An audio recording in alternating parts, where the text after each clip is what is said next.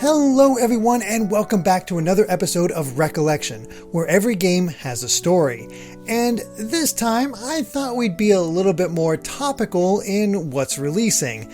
Now, we here at GVG have talked about Final Fantasy VII Intergrade, we've talked about Ratchet & Clank Rift Apart, but there's a third game that came out this week that has a lot of fans very excited, and that's Guilty Gear Strive. And I've not actually played any of the Guilty Gear games. I heard a lot of good things, but I've never tried it out myself. What I did try out was Blazblue.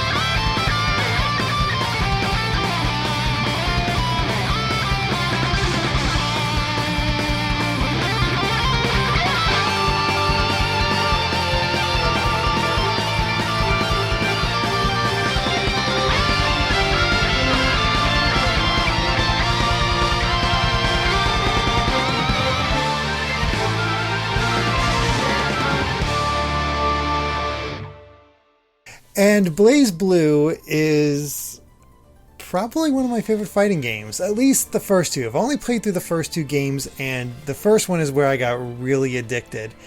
And I'm trying to remember exactly how I got into it, because I think what it was is I kept hearing about Guilty Gear. I kept hearing it was really fun, really cool, had great 2D animation, all that stuff. And I believe it was mostly on the PS2 up to that point. It wasn't quite on PS3. You can tell BlazBlue's early PS3 because we have Spider-Man font from the old days, Spider-Man 3 font. They were very proud of that. They changed it later on, but you can tell an early PS3 game just by that font. And this was, I think, their first game on the next gen. And I again heard so much about how fun Guilty Gear was, and BlazBlue was looking pretty interesting.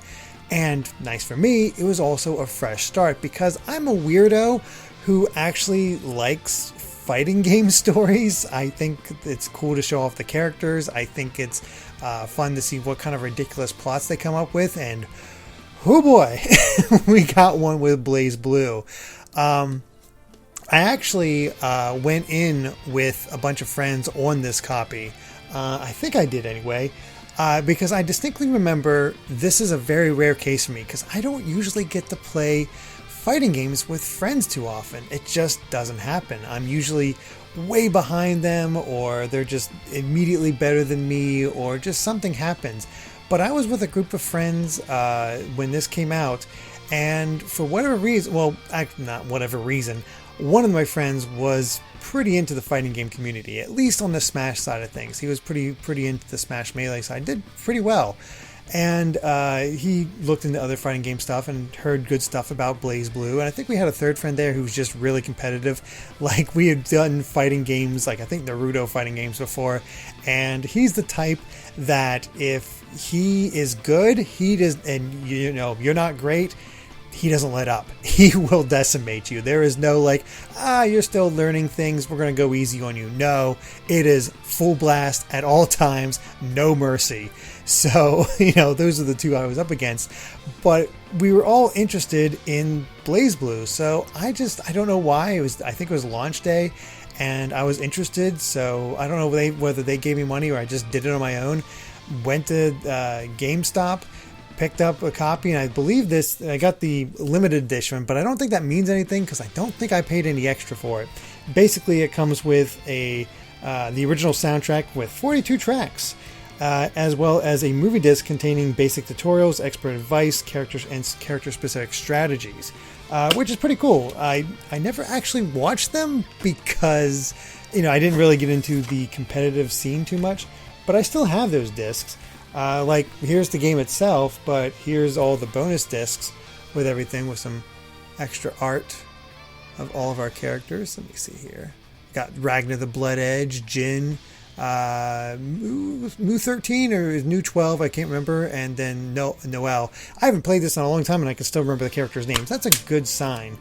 But yeah, all still in there, all still in good shape, though I never actually watched them, so that's something.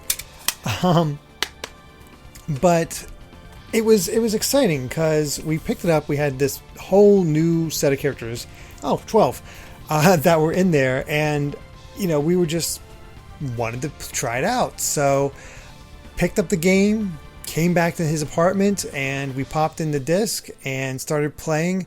And we weren't quite sure, like, we didn't know any of the characters, and he ended up choosing Taukaka, the cat girl right here, and I chose, I believe Lynn is her name, which she used a staff, which I thought was kind of cool.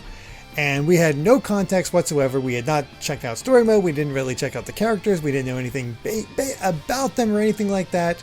And we jumped into a match, and the first thing that the game says, because the characters talk when they face each other. They have unique dialogue. We didn't know that at the time, but they did. And the first interaction between Taukaka, the cat girl, and I think Lynn or Lychee, the girl with the staff. It's the booby lady! Yes, I'm coming. It's the booby lady. I'm like, oh my God, really? We cracked up. We lost it because it was just so ridiculous out of nowhere. And I don't think I'll ever forget that. It's just one of those things, that immediate first impression of what you're into.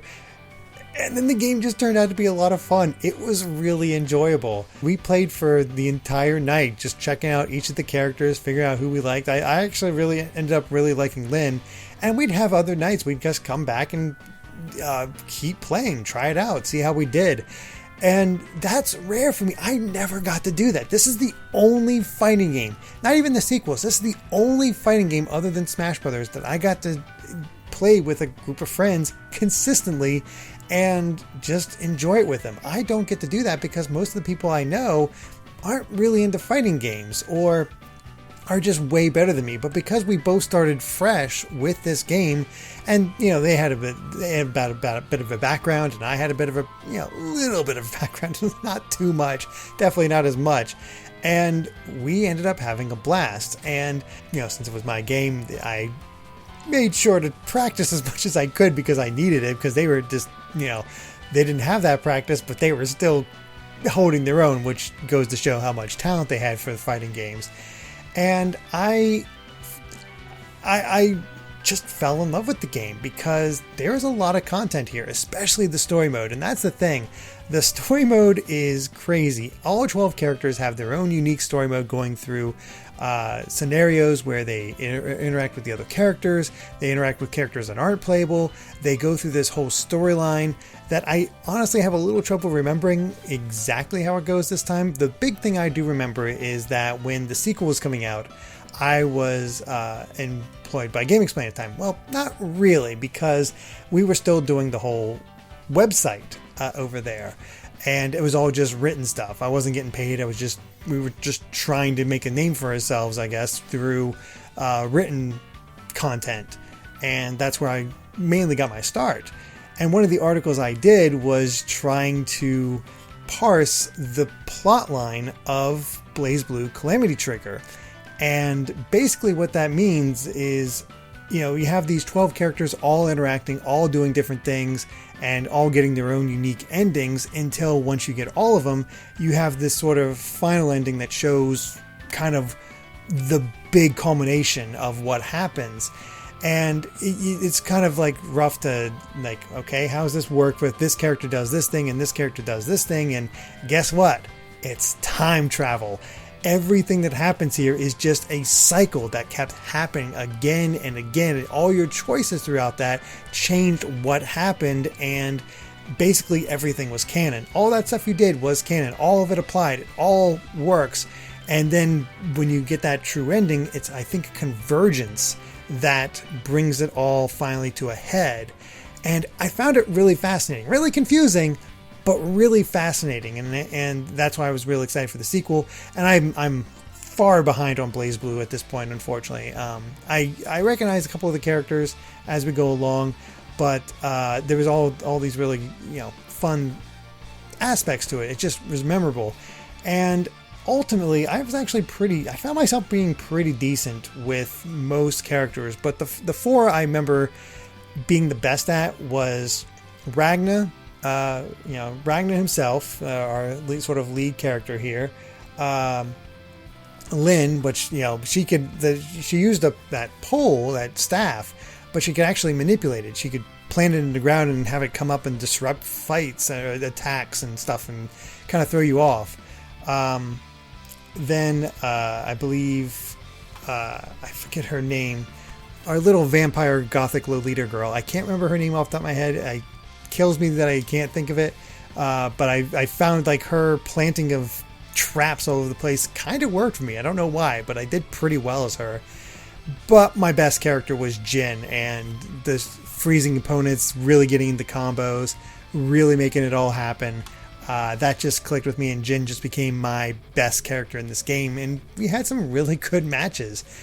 It holds a nice special place in my heart because I just really enjoy the memories of being able to get into a fighting game fresh, being able to have something new, and actually having a small, only 2 other guys, but a community that we could play together and be on the same level. And I don't get to enjoy that much. It was a nice treat. Part of me does want to pick up the other games just so I can see how the crazy story has evolved, because I played through the 2 and I remember it getting even crazier as things go on, and I think it's up to the 4th game at this point, because they always have those variations, so I don't know what has changed as they go along. But Blazblue is kind of my preferred series, even though obviously Guilty Gear Strive looks gorgeous at this point. I am holding out hope that we'll get a Blazblue sequel from Axis as well.